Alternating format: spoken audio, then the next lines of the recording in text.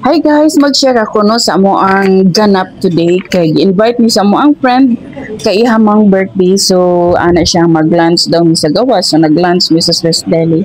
So pagkabot na mo sa Swiss Deli na ana sila, so nag-order na pud mi. So akong gi-order kay kaning green salad, ganahan kay ko ani with vinaigrette sauce. Tapos ang akong gi-order ka nga main course kay kaning steak tuna. Basta ganahan ko ani sa iya nya with rice nya. Ang drinks nako lemonade, o di ba, kay para lagi daw kuno hay nga healthy drink. Charis, bitaw oy, so mga unta guys, lami kayo kung kaon diri no, kay ngano gutom na pod nya. Ganahan ko sa pagkaon nga akong gi-order, so lami kayo ang akong kaon, so lamon ta guys. Bitaw oy, nag-enjoy jud ang tanan kay ngano komportable mo gudi siya nga place unya, lami sa di ilahang mga food. So ang mga bana lahi sila lamisa, ang mga asawa lahi pug lamisa kay naman pud mi amo ang topic, sila na po sila ilahang topic.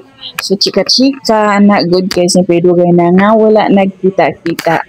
So katura guys, og mga unda ita lami kaayo nga ako ang sweet daay kay cake o green tea. O di baso kompleto Ricardo's.